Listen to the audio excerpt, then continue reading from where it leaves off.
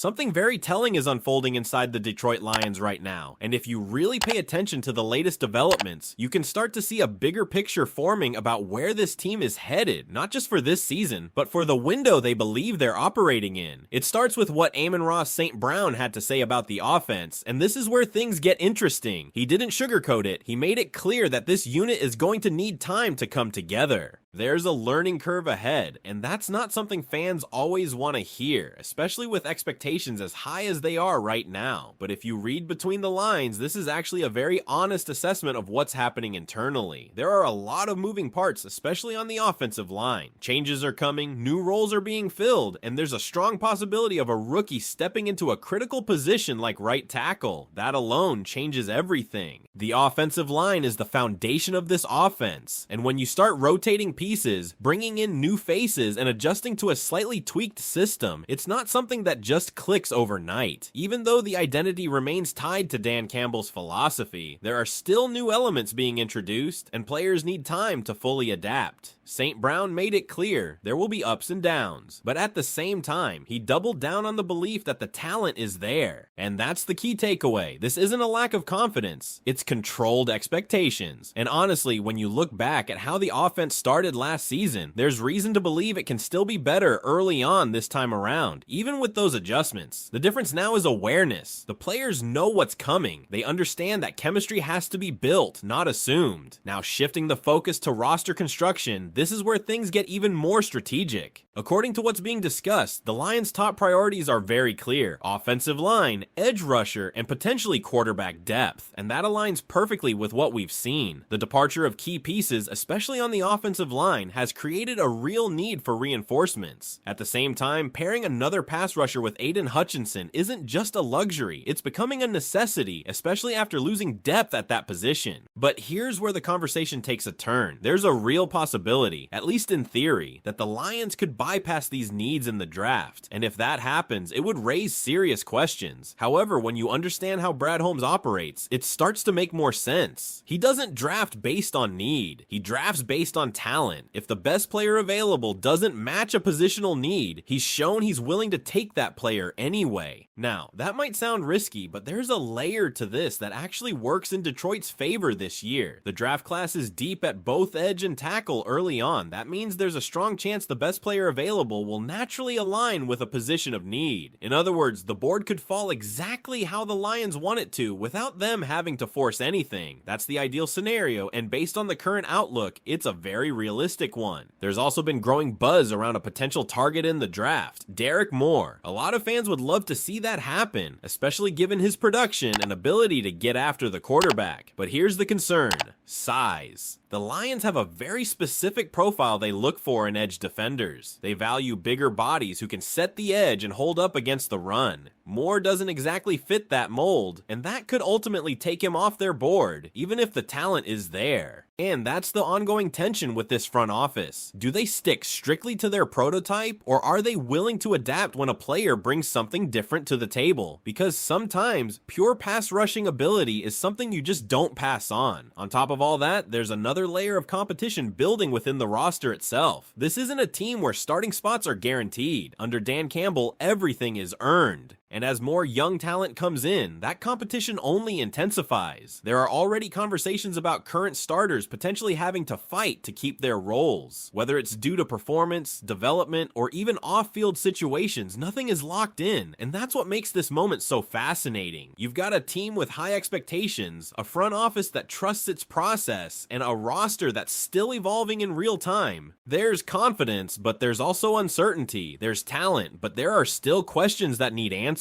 So now it comes down to this: if the Lions stay true to their philosophy and the draft board doesn't fall perfectly, would you still trust the process? Or would you want them to prioritize immediate needs no matter what? Because this is where the real tension begins to build, and it's something every Lions fan should be paying close attention to. Trusting the process sounds great when everything is working, but the moment adversity hits, that's when those decisions get scrutinized the most. And right now, the Lions are walking that fine line between long-term vision and an immediate opportunity. Take the situation at right tackle, for example. The addition of a veteran like Larry Borom gives the team a temporary solution, someone who can step in and hold his own. But let's be real, this doesn't feel like a long-term answer. It feels like a bridge, and when you start connecting the dots, it becomes pretty clear what the expectation might be. If the Lions draft a tackle early, especially in that first-round range, there's a very real chance that rookie takes over sooner rather than later, and that creates internal pressure, not just on Borom, but across the entire offensive line. Competition isn't just a slogan here, it's the standard. If a rookie comes in and proves he's ready, the coaching staff won't hesitate. That's how this regime operates. It doesn't matter where you were drafted or how much you're getting paid. If someone else gives the team a better chance to win, they're going to be on the field. Now, shift that same mindset over to the defensive side, and things get even more interesting. The edge position in particular is shaping up to be one of the most important storylines heading into the season. Everyone knows what Aiden Hutchinson brings to the table, but the question has always been about who lines up opposite him. That complementary piece hasn't been fully solidified yet, and it's something the Lions clearly want to address. DJ Wonnum is expected to have a role, and a significant one at that. But here's the thing, edge rusher in this system isn't always about being labeled a starter. It's about impact and rotation. Even if he's not technically the first name on the depth chart, he's going to see the field. He's going to be part of that rotation. Unless injuries come into play, his presence will be felt. Still, that doesn't eliminate the need. It just reinforces it. The Lions aren't looking for depth. They're looking for difference makers. Someone who can consistently pressure the quarterback and take some of that attention away from Hutchinson. Because when that happens, the entire defense changes. Everything becomes more aggressive, more unpredictable. And then there's the secondary, which quietly might be one of the most volatile areas on the roster right now. There's talent there, no doubt, but also uncertainty. Performance inconsistencies and off-field concerns have started to creep into the conversation. And when that happens, it opens the door for competition. Terrion Arnold is a perfect example. On talent alone, he's not losing his spot. That's not even a discussion. But the reality is, availability matters just as much as ability.